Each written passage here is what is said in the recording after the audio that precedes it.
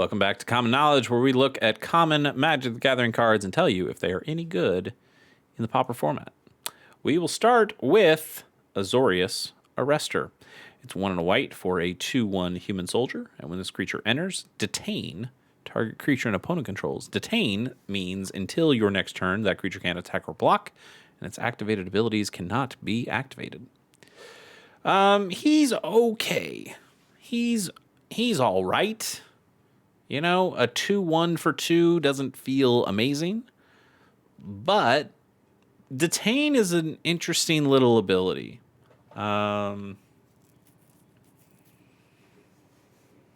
It's not amazing. I think this is probably pretty good and limited. I think it was probably pretty solid in Return to Ravnica. But yeah, I just don't know. I think if it tapped the creature, no, I don't know. It doesn't really matter because the creature can't attack or block and it can't use its abilities, so it might as well be tapped at that point. I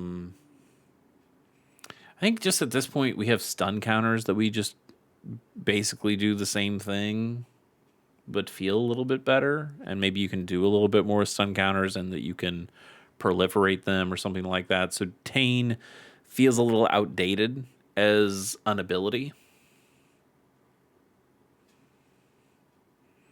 It is nice that it just, I mean, I like that it's called an Azorius Arrestor, and Arrest is the enchantment that says target creature cannot attack, or enchanted creature cannot attack or block, and its activated abilities can't be activated. So this guy actually just does cast Arrest on something, only for a turn, but it just casts Arrest. That's cool. I think that's fun. But yeah, I don't know. It's not amazing. Let's go ahead and give this like a 2.4. And that's probably a little too high, but we'll give it a 2.4 and keep on going. Call of Cavalry is 3 and a white for a sorcery. You create 2/2 white knight creature tokens with vigilance. That's kind of okay. I've been tooling around with the idea of a knight deck. You know, Orzhov Knights in Pauper, and I haven't quite found enough cards that are good enough for this. And this is a little expensive, 4 mana. I mean, you do get enough value out of it for the 4 mana. I think 2/2 Knights with vigilance is a pretty decent effect for this cost. But when I have 4 mana, I feel like I don't want this card clogging up my hand until I'm able to get to 4 mana. That's more of what I'm trying to say. I would rather play 2 cheaper cards, or one cheaper card in this case, instead of having to wait on this one. But if you do have the mana and you play this card, I think you get a good value out of it. It puts pressure on the table. The vigilance is nice. You can do something with those tokens. You know, if you have some kind of pump effect for your knights, these get even better. It's a solid little card, but it does probably want some knight synergies. And again, I still just haven't found the combination of cards. I don't think we have enough cards quite yet that make Orzhov Knights or any kind of Knights deck work in Pauper. But if we got a couple more, I think this would probably sneak in with a copy or 2.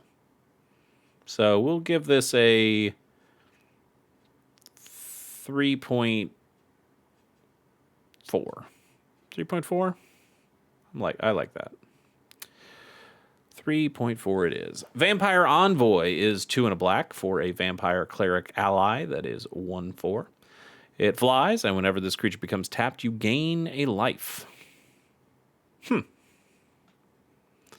Can't be lightning bolted. That's nice. 1/4 flyer. Blocks a lot of stuff. Blocks a bunch of fairies in the air. Tapping it to be able to get a little life out of the deal. I don't hate this thing. I think it's probably just a little unimpactful.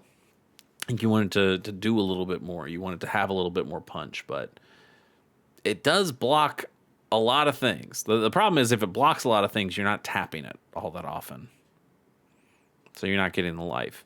You know, maybe if you had a vehicle or you had something that would want to be able to tap this at instant speed for something, a spring leaf drum, maybe. And you can tap this at the end of your opponent's turn. So you're still able to block with it a bunch. And then at the end of their turn, you're able to tap this right before you untap. So you can gain a life. At that point, are you putting too many resources into gaining one life a turn, which is not amazing? Probably. I like it. I like it, but I don't quite love it. And we're in a format where you kind of have to love all the cards in your deck. I don't think you really have space to play weaker cards. This was probably a beast in limited though. I bet this was a hell of a card. Man, what do you give it? I'll give this a 2.5. 2.5. That seems fair to me. Pretty good card. Amass the components is 3 and a blue for a sorcery. You draw 3 cards, and then you put a card from your hand on the bottom of your library. Draw 3, bottom 1. And that's bottom 1 from your hand. So in a kind of brainstorm style thing, you get to choose, like you get to draw the 3 fresh cards, and then you get to pick from all the cards you have, not just the 3 that you got. And you pick 1 to go on the bottom of your library. It'd be great to be able to discard that 1 instead of putting it in your library.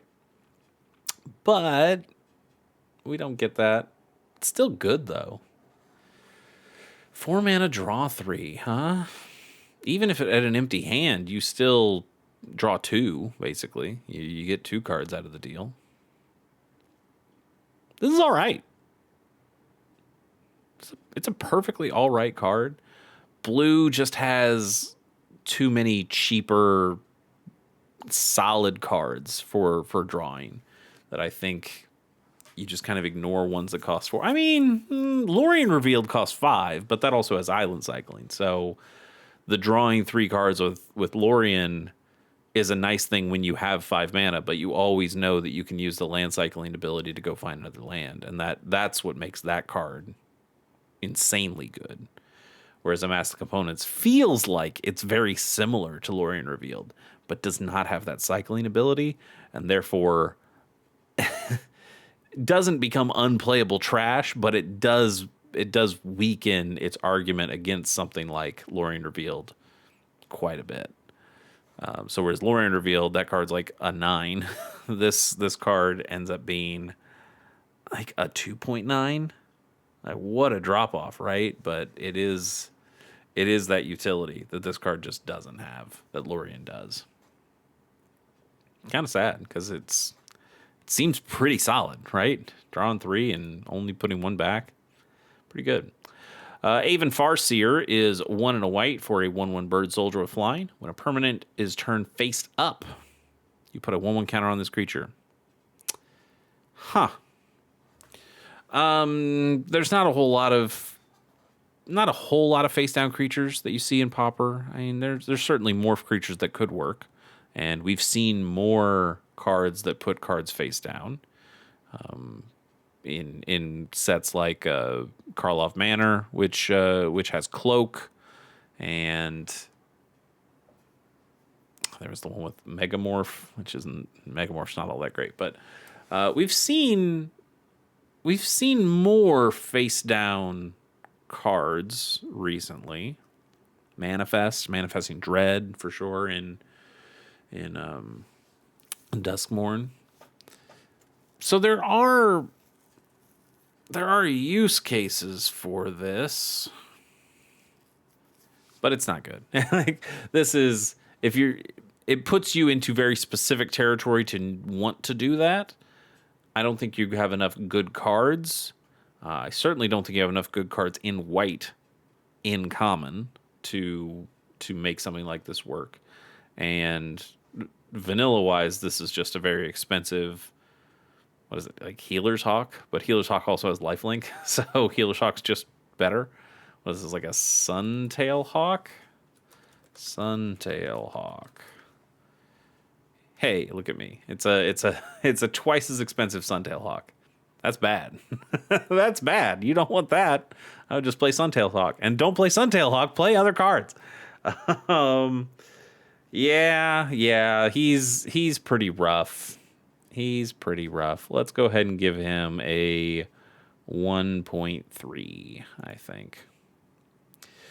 Oh, this one's going to hurt me. This one's going to hurt me so bad. Barbed Tooth Worm is 5 and a green for a 6/4 worm. I love this guy. I do. I love Barbed Tooth Worm. And part of it's because Rebecca Gay made it. But also it's just a better version of one of my favorite cards ever. Crawworm. Not that one. 5th edition, 4th edition. Those are the ones I care about. Crawworm, 6/4 for 2 and double green. And this guy's slightly better, and that you only have to have the 1 green pip. He's just a Crawworm. He's just a strictly better Crawworm, but only very, very slightly. He's not good enough anymore. He probably was never good enough. But just look at him. Just look at him. He's so good. Great job, Rebecca. I mean, as always, but I love worms. I love worms so much. He's not good though. In my heart, I want to give him a 6.4 for the power toughness, but my head will not allow me to do that. We'll give him a 1.5. Oh, that hurts. That hurts to say. I love you, Barbed Tooth Worm. Bye, buddy. Let's talk about Core Line Slinger, which is 1 and a white for a 0/1 Core Scout. You can tap it to tap target creature with power 3 or less. It's okay. It's all right. 2 mana for a 0 power guy, especially a 0/1 that can get popped by lots of things. That's not amazing. Tapping a creature, like I think tappers are pretty good. I think tappers actually get a bad rap. But tappers who can only tap creatures with power 3 or less, the things you want to tap are generally the big things that would have more than 3 power. And this guy not being able to tap those guys hurts his value quite a bit. So I think you'd either want to play the tappers that are maybe a little bit more expensive that cost you a white mana and tapping it, but it lets you tap anything, any creature. Those are probably better value than this guy. Yeah, those are probably better value than this guy. I'll give this guy 2.3 maybe. That's a little too high. I'll give this a 2.1 actually. 2.1. Blossom Dryad is 2 and a green for a 2/2 Dryad. You can tap it to untap target land. Arbor Elf. Arbor Elf costs 1 green mana for a 1/1 Elf Druid that taps to untap target forest, which is not the same as untap target land, but it does cost cheaper, and it is an elf, and therefore way better. just way better than Blossom Dryad. 3 mana for this effect, even when this is a 2/2 creature. I get why it costs this much. Grizzly Bears is 2 mana for a 2/2. This ramps. This is a ramping Grizzly Bear, so you make it 3 mana. I understand the justification for why it costs what it costs, but it's bad. It's just bad at that point. It's so unbelievably worse than Arbor Elf in kind of every conceivable way. And it's not fair, but it is correct that this card is not good. I will give it a 1.7. Devoted Paladin is 4 and a white for a 4/4 Orc Knight. Has Beacon of Hope. When this creature enters, creatures you control get +1/+1 and gain Vigilance until end of turn. Yeah, we talked about knights and 5 mana, even for a 4/4.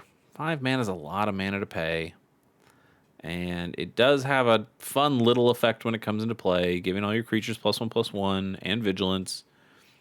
That could be pretty good in a white weenie style strategy. You pump everybody up and you leave up all your blockers. All right. This thing doesn't get to attack, though. It would give itself the power and toughness. It's just all creatures you control. So this thing does become a 5/5. If you have a way of giving this haste, that's pretty good. If you have a fling effect, I suppose, that's also works. Maybe you swing in with all your guys and then you can fling this 5/5 dude at somebody. Okay. Still costs you 5 mana to play, though. And I don't know if you're holding up that much mana to do this. I think you can just do more things at lower mana values that are available to you early in the game or as multiple spells that you play later in the game. And it makes something like Devoted Paladin just a dead card too often. So while the effect is good, it can only kind of be played at one time in the later game. And that's not flexible enough for what you need it to be in Pauper. Still, halfway decent effect. I'll give it a 3.2. Final card of the day is Chandra's Pyrohelix. It's 1 and a red for an instant. Chandra's Pyrohelix deals 2 damage divided as you choose among 1 or 2 targets. This is not bad. This is a solid card. Can go face. 2 mana to go 2 to the face. You could do that. Not great. I mean, you're paying twice as much for a shock. You're paying twice as much as a lightning bolt and getting 2/3 of the damage. That doesn't feel great. But when you're able to play this and pop 2 fairies on the opponent's side, you're going to feel pretty good about it. 2 mana to destroy 2 target creatures. That feels pretty good, right? Even 2 mana to pop 1 creature. Just deal 2 damage to some creature. That's sometimes worth it. This is going to go in like a sideboard. This is going to be a sideboard piece for like a mono red burn deck, I would think. That when you go up against mono blue fairies or white weenie cards or white weenie decks, you have this as an option that can still go face and be okay, but also as a way to clear the field for your goblin guys to get in. This is a good card. It's a good card. Just straight up good card. Again, you're mostly going to play in the sideboard until you come up against one of those decks that you want to go against. But you'll feel really good about having it in the sideboard when you are playing against those decks. And those decks are common enough where, yeah, I think it's worthy of a sideboard spot.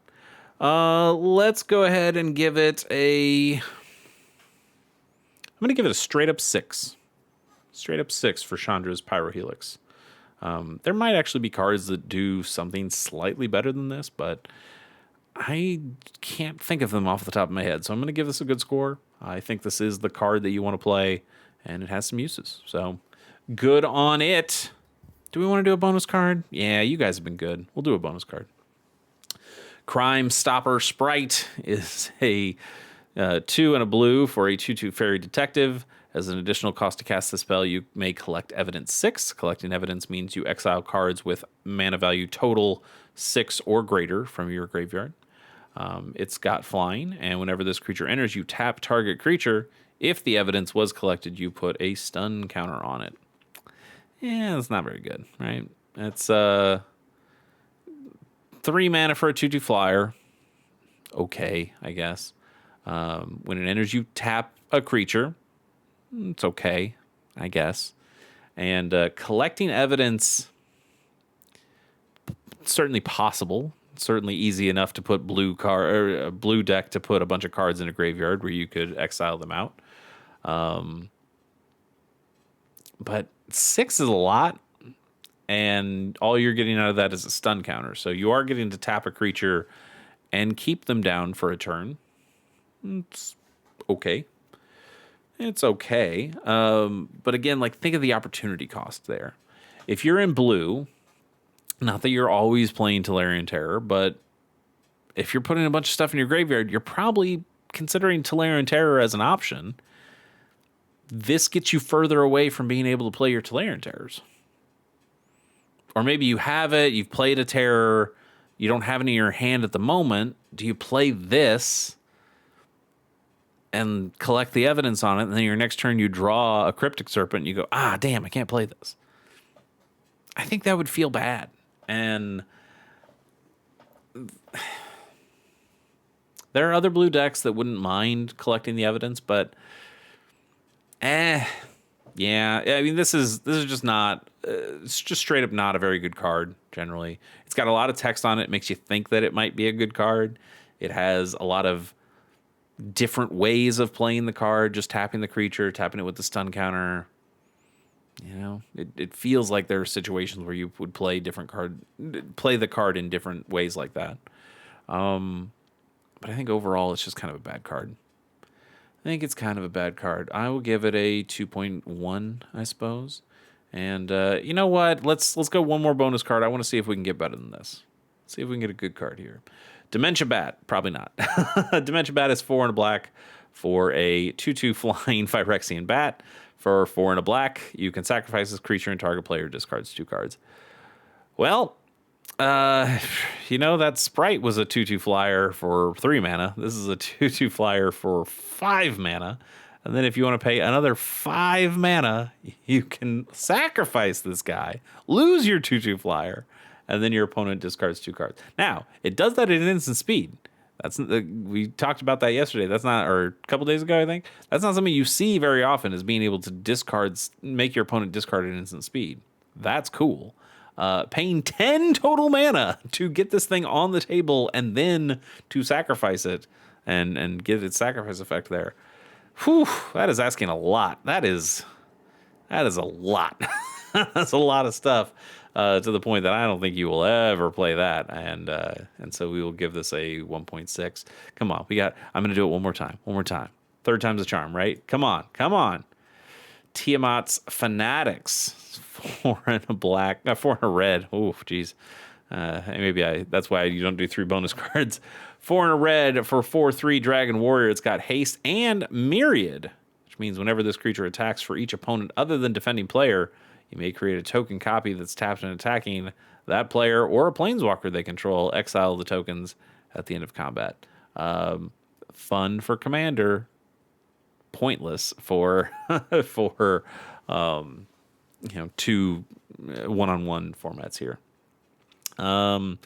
Yeah. So it's really just 5 mana for a 4/3 haste. That's bad. That's bad. We'll give this a 1.4. Just doesn't work in Pauper. I can't do it. I can't keep rolling the dice. We have common cards. Most of them are going to be bad guys, unfortunately. But we did see some cool cards over the last couple days, at least. So that's something. That's something. Well, maybe we'll get lucky next time on Common Knowledge. Till then, we'll see you.